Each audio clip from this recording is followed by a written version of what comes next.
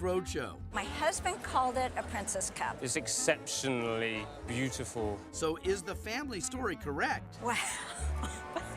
Wow. Find out next time on Antiques Roadshow from Portland, Oregon. Tonight at 7 on Arizona PBS. Support for Arizona PBS comes from viewers like you and from Friendship Village Tempe, a retirement community for over 30 years, offers independent living with residency options, lifelong learning classes, as well as continuing care. Information at friendshipvillageaz.com. AARP in Phoenix thinks today should be your day. So get active and help keep Phoenix in motion, or get involved in improving your community. Take on today and every day. Learn how at aarp.org/Phoenix. Explore new ideas and new worlds here on Arizona PBS, a community service of Arizona State University. See this flower garden? There used to be a car sitting there, a car I didn't use and didn't want. So I donated it to public television, and they took care of everything. In addition to supporting my favorite programs, I earned a tax deduction. Turn something you don't need into something you really want. Contact the Vehicle Donation Program. PBS Online. Share, tweet, watch. Coming up next on Arizona PBS, Life and World. I'm Chef Mark Charbel. Join me for Check Please Arizona. This week our guests have dined all over the valley, at the Beer Research Institute in Mesa, Ahai Sushi and Grill in Goodyear, and at Evo in Scottsdale. Don't miss Check Please Arizona, Thursday night at 7, right here on Arizona PBS. Support for Arizona PBS comes from viewers like you and from Hospice of the Valley, medical, social, and spiritual care for patients nearing end of life, and support for their families. A not-for-profit community hospice, HOV.org. I'm David Goldstein, owner of Biltmore Loan and Jewelry. We buy or loan on upscale assets. We have over 30 years of experience in determining values of automobiles, jewelry, art, collectibles, and antiques. For more information and appointments, biltmoreloan.com. From the Cronkite Studios in downtown Phoenix, this is Cronkite News. School safety movements are halted today after lawmakers pulled a new bill from consideration. How legislators and activists are responding. Plus, it's National Volunteers Week. Students and staff at schools around the valley are pitching in to give back to their community. And navigating through the challenges of starting a business can be as challenging as navigating through rapids. How one woman is tackling both. Cronkite News starts now. Good evening and welcome to Cronkite News on Arizona PBS. I'm Chancellor Johnson. And I'm Fortessa Latifi. Thank you for joining us. During a week that the March for Our Lives movement is back in the spotlight, Arizona lawmakers pulled a school safety bill from being considered in a committee hearing that was set for this afternoon. Cronkite News reporter Nicole Gutierrez is tracking where the bill stands now. What is said to be Governor Doug Ducey's improved version of Safer School Arizona, it's now being postponed, and the postponement of the bill is actually helping activists and senators create new opportunities.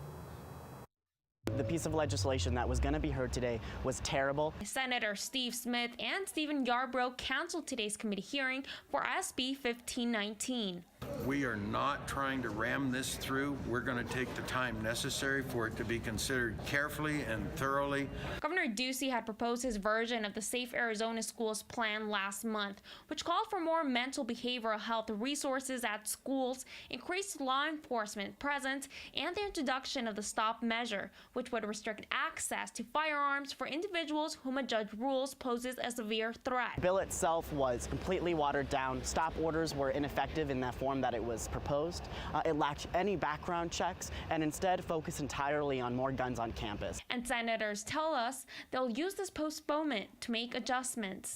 Due process is a critical part of this, and I know that the people are working hard to come up with a process that will actually be fair to any persons who might be subjected to one of these stop orders or an ex-parte order. In reality, being canceled has become an advantage to us because now it is clear that the governor does not have Republican votes, which means that he's going to have to open up for compromise. Now, Jordan Harp, who is one of the main organizers for March of Our Lives, says that the revision of this new bill actually helps them prepare for future demonstrations on the gun control movement. One of them is this Friday, which is the anniversary of the Columbine massacre. In Phoenix, Nicole Gutierrez, Cronkite News. Now to the latest in the push for more funding. Arizona teachers now plan to vote on a long-term walkout. The leaders of Arizona Educators United posted a video on Facebook last night saying 3 days of voting begins Tuesday. After multiple Red for Ed demonstrations last week, Governor Doug Ducey proposed a 9% teacher pay raise next year and 10% more by 2020, on top of 1% they're getting this year. However, teachers say Ducey's raise proposal falls short. He did not address teachers' other demands, which includes raises for support staff, a return to pre-recession school funding levels, and no more tax cuts until school spending reached the national average. Meanwhile, representatives from a variety of business and educational support associations gathered at the Capitol to show support for Governor Ducey's teacher pay plan. Gabriela Becerra is live at the Capitol with the latest. Organizations including the Arizona Association of Business Officials, the Arizona School Boards Association, Arizona School Administrators, and the Education Finance Reform Group all came to the Capitol today. They're asking legislature to move quickly to support the governor's plan to increase teachers' salaries by 20% by the year 2020.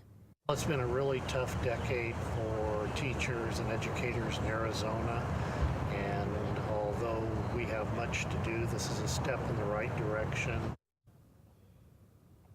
The Arizona Chamber of Commerce also released a statement today applauding Ducey's teacher pay plan and offering support from member businesses. And over the weekend, 6,000 volunteers found their own ways to support schools by making improvements, big and small, on close to 100 schools across the valley. They really are just a blessing to all of us here at Niños. Students and staff at Kyrene de los Niños Elementary School walked into an improved campus Monday morning, and it's because of Mobilize, a yearly event that gathers the community to fix and clean Valley schools. We have lists of projects that the principals have given us for each specific school, so this is the best way that we can really be part of the community. These lists include repainting bathrooms and sidewalks, binding older books, cleaning the teacher's lounge, filling balls with air, and replacing basketball nets. Volunteer Kyle Hassler says when he was a kid, getting new nets like this one was one of the best feelings. When these kids come out here, it is one of the coolest things, especially at recess. For me growing up, I spent a lot of time out on the basketball court. So to come out and get not only cloth nets instead of the chain, this is what a special treat I think the kids will be in store. Principal Tanya Yalung says the reaction from teachers and students is one of gratitude. What these volunteers can get done in only 2 hours, she says, is something that would take their staff weeks to do. It's wonderful to come back on Monday morning and hear the buzz in our building from the staff. So their gift of time, their energy is a blessing, and I think my staff, I know, they truly appreciate everything they do. For volunteers with Central Christian Church, the support doesn't stop after they leave these schools. Inside the church, what we're doing is we're putting together teacher appreciation packages. A small gesture that means a lot to many teachers at a time they say they're feeling underappreciated and undersupported. They're raising up the next generation, so we're trying to support them as best we can by volunteering. In Tempe, Gabriela Becerra, Cronkite News. Senator John McCain is reportedly in stable condition after he was admitted to Mayo Clinic in Phoenix. McCain's office says he underwent surgery to treat an intestinal infection related to diverticulitis. McCain has been in the valley for several months receiving treatment for an aggressive form of brain cancer. There are new numbers from Washington on Operation Guardian Shield. President Donald Trump's plan to have troops help enforce laws along the U.S.-Mexico border. Late today, the National Guard Bureau's vice chief said about 900 Guard members are deployed so far. There are close to 250 working in Arizona. 650 are deployed in Texas and more than 60 in New Mexico. Trump wants to send up to 4,000 troops to the border and has commitments for about 2,400 from these states as well as California. U.S. Senator Jeff Flake today spoke on the Senate floor to urge support for his legislation to clarify the White Mountain Apache Tribe water rights settlement. The bill would amend a 2010 act so that settlement funds may be used for the planning, design, and construction of the tribe's rural water system in Arizona. Water rights have a substantial impact on the lives and livelihoods of so many residents. These measures are critical to communities around the great state of Arizona. Flake says his legislation needs to be passed quickly if the tribe is to complete their project studies before the initial settlement takes effect in May of 2021. Experts at a Washington conference today were quick to say they aren't trying to predict future presidential races, but they did say the long-term outlook could favor Democrats. Cronkite News reporter Ariana Bustos has a story from our Washington bureau. Long-term demographic changes in Arizona favor Democrats, but that doesn't mean they can kick back or that the GOP should despair. Arizona are very, very close to flipping. Now, that doesn't mean they will. I mean, that's why we hold the elections. That's because underlying factors are in your favor. You still got to run the campaigns. Roy Teixeira, senior fellow at the Center for American Progress, co-wrote the study that explains why Democrats are likely to win future presidential elections. The study points to the growth in the number of minority and educated voters across the U.S. Anna Greenberg, partner at Greenberg, Quinlan, and Rosner, says the numbers are such that Democrats could win focused solely on minorities and college-educated whites, but they shouldn't. Just look at demographic changes and shifts in the margins and win easily without ever talking to white working class voters. Well, so tactically, that's a fine strategy, but philosophically, for the Democratic Party, not such a fine strategy. But Sean Trend, senior elections analyst at Real Clear Politics, said elections can be hard to predict. He said the 2016 election surprised everyone. I'm an emerging Democratic majority skeptic, and I would have said, no way, that's not going to happen. These things have a way of not playing out once you get a few cycles down the road. Teixeira, who called Arizona a swingish state, said most voters there still lean Republican.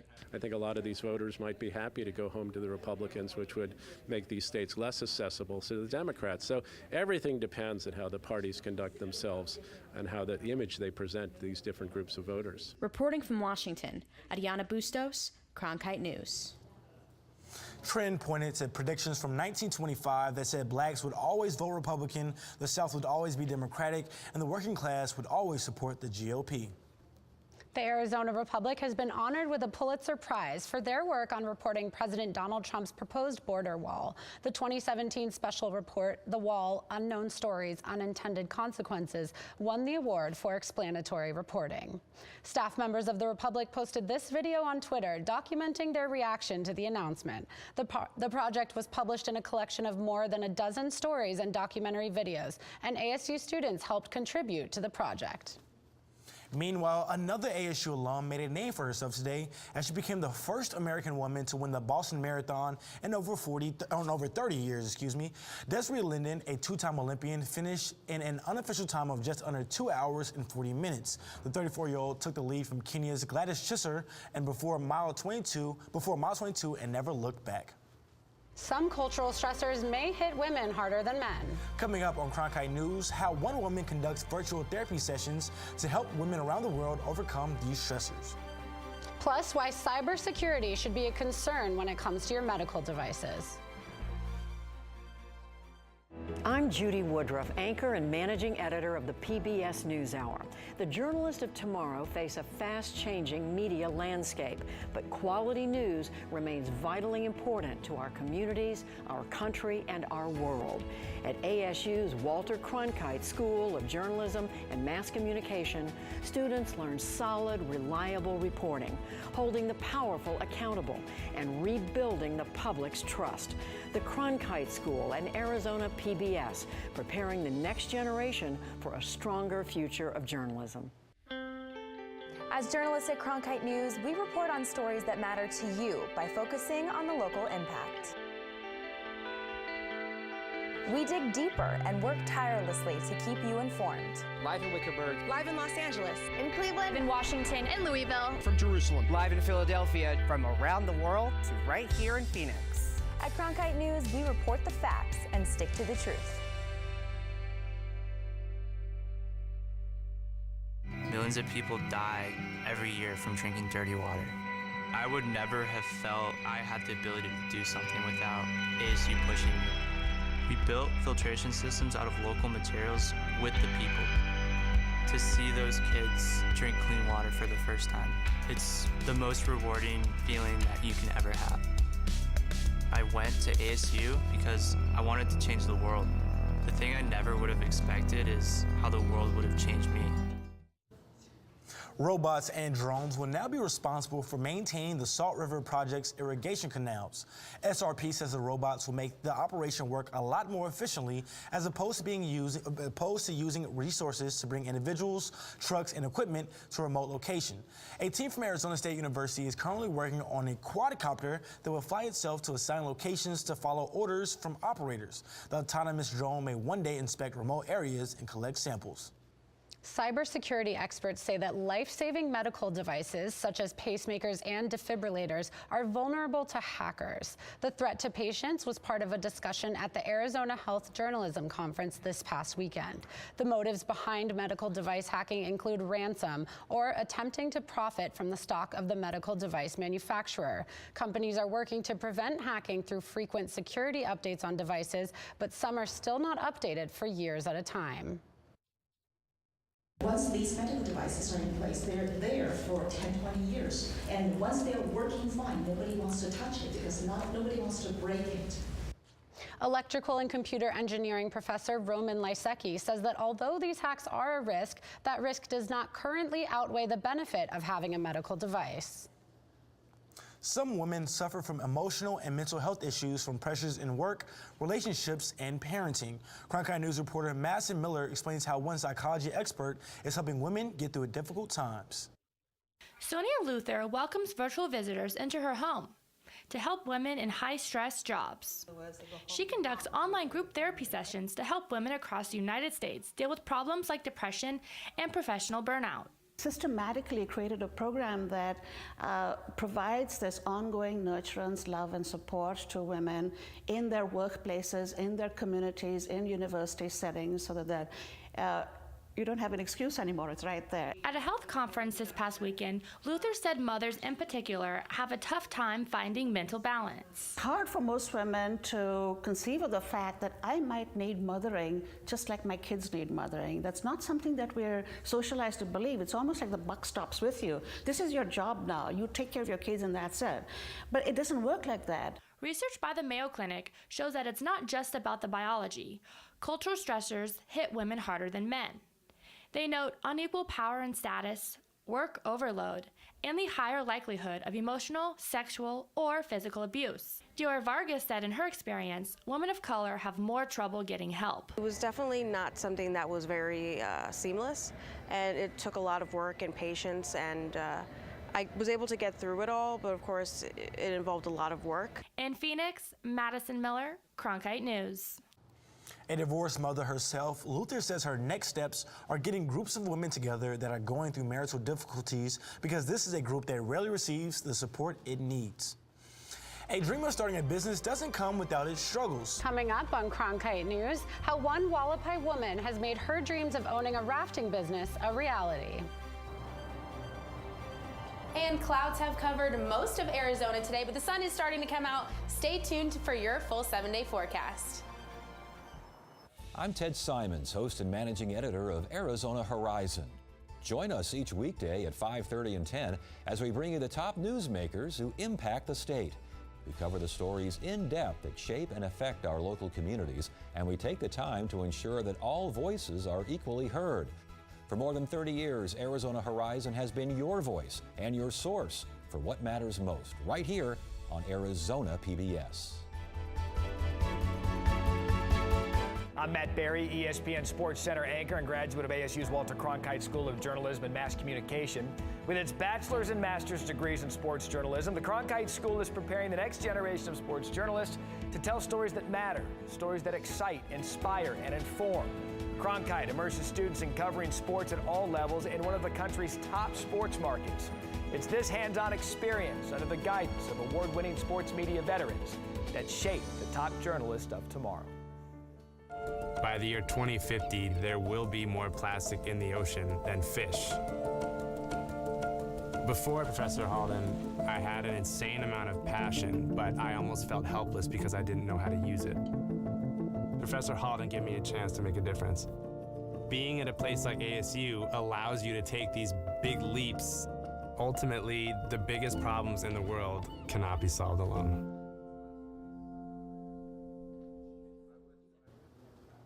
Starting a new business can be intimidating, but for one Native American entrepreneur, operating on a reservation has proved even more challenging. As part of our Access Across Arizona initiative, Cronkite News reporter Lillian Donahue traveled to Peach Springs near the Grand Canyon to take a look at how one woman did not give up on starting her own company. The Grand Canyon is the backyard of the indigenous Hualapai Nation. For over a decade, the tribe didn't allow new rafting businesses to start on the reservation. But just a few years ago, that ban was lifted, allowing a determined Native entrepreneur to pursue her passion. There be the name of the company, Grand Canyon 9. Growing up on the Hualapai Native Reservation, Patricia Sespooch says she loved the Colorado River and dreamed about working on the water. This is the only thing that I've ever wanted to do in my life. And it's taken her 2 decades to do just that. She's just opened Grand Canyon 9 Rapids, her independent whitewater rafting business specializing in overnight trips in the southwest region of the Grand Canyon. It's been a labor of love, full of challenges along the way. Not only do you have to abide by the national park rules and regulations out here, but within your own nation within a nation, which is Indian country, you have to operate by the tribal council's requests and demands. Those demands came shortly after receiving her rafting permit in 1998, when the Hualapai Tribal Council enacted a moratorium a year later, barring her and any new rafting business from starting, while still allowing the tribe-funded rafting business to continue their operations. But Sespooch didn't give up, selling jewelry for years, saving up money for her own business. You know, it's been a long journey. It really has, and I do get emotional about it because I'm here. That's the great thing. Grand Canyon 9 Rapids is an independent endeavor, which means she gets no funding from the tribe, making family and guests crucial to the survival of the new company. Supporting local business and getting an opportunity to learn about the land that we're on from people that have access to the innate knowledge of it. I think it's going to be a cool trip. Hopefully we get an opportunity to learn more about it. Now, every single time Grand Canyon Rapids comes out here on the Colorado River, they spend about 1 to 2 days going over 53 miles. And in a business usually run by men, she stands out as the boss. This is my first time experiencing a lady doing something like this. You feel a cleansing, and that's how I feel. All my troubles and worries, they're not on that water, and that's the greatness of it all. We reached out to the Hualapai Tribal Council to get their take on Sespooch's business. What they have told us is that they have no plans to invest in Grand Canyon 9 Rapids since they don't receive any profits from her company. Lillian Donahue, Cronkite News. It was a cloudy day across the valley today. Holly, what does our forecast look like for the rest of the week? So we're actually going to have a beautiful few days ahead of us here in the valley. Temperatures are going to be a little below normal, but today wind speeds are extreme. In the northern Arizona region, they actually saw wind speeds up to 50 miles per hour, and these wind speeds created high wind advisories as well as red flag warnings across most parts of Arizona. And still, these gusts are continuing to pick up pockets of dirt, and it's going to create a little bit of an air quality issue. So tonight, make sure to stay inside. If you do have any respiratory problems, try to stay inside, but tomorrow these winds are going to die down and our temperatures are actually going to be below average. 74 degrees is the high in Phoenix tomorrow, 74 in Tucson, 49 in Flagstaff, and 44 in the Grand Canyon. And we are going to have some cool days heading into this week as well. Thursday will be 82 degrees and pretty breezy out there as well. But then on Saturday, 90 degrees will be our high. Sunday, 95. So try to get outside this weekend and enjoy these warmer temperatures. For Cronkite Weather, I'm Holly Bach. Native American images have long been used in advertisements and consumerism. Coming up on Cronkite News, how one museum is presenting the deep history of Native Americans and how it is incorporated in everyday pop culture.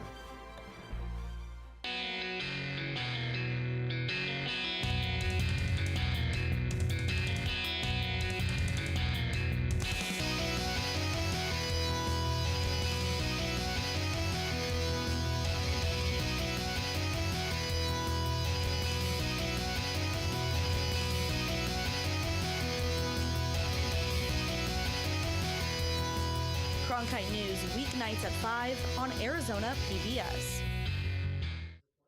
Fridays, it's at Cronkite News, your social sharing connection where you choose the news. Facebook likes and shares, tweets, retweets, and favorites. YouTube views and subscriptions. We're watching you, watch us. From our digital home at cronkitenews.azpbs.org to your television, web browser, or mobile device. Find us on Facebook, Twitter, and YouTube. Then join us for at Cronkite News, our weekly refresh, each Friday at 5 on Arizona PBS.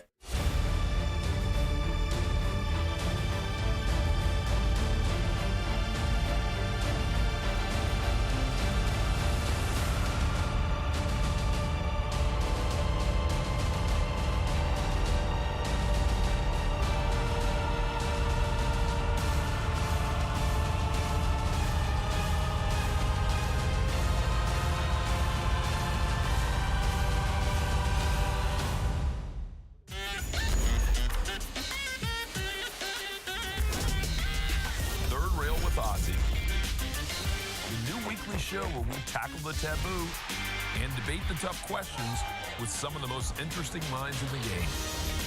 I'm Carlos Watson. Electrifying conversation. Friday, only on PBS.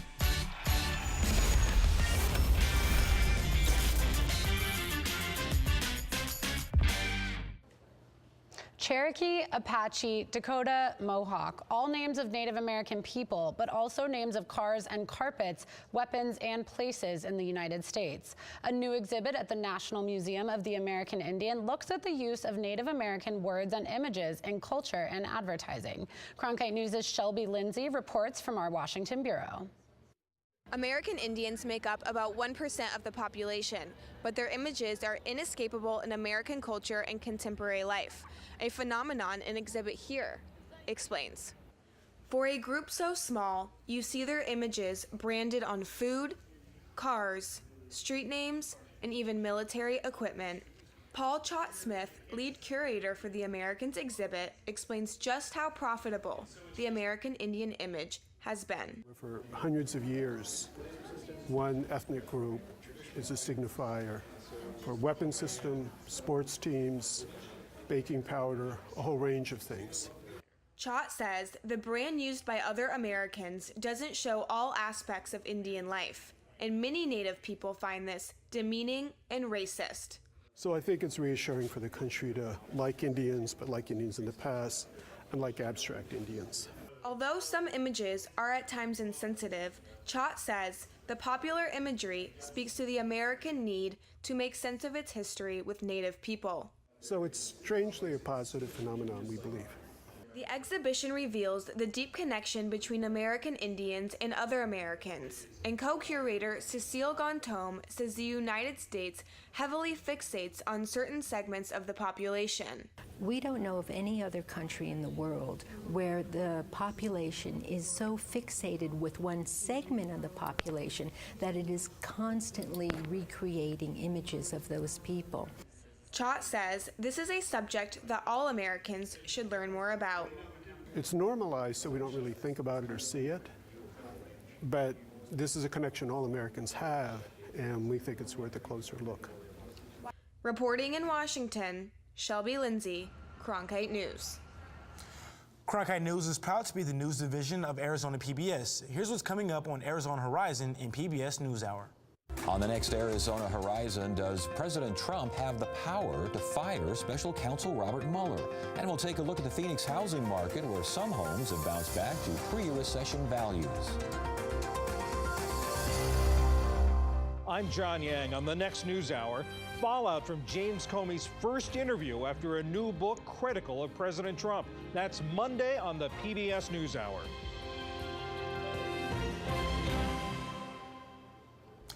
That's it for Cronkite News tonight. Thanks for joining us. For top Arizona stories anytime, go to cronkitenews.azpbs.org.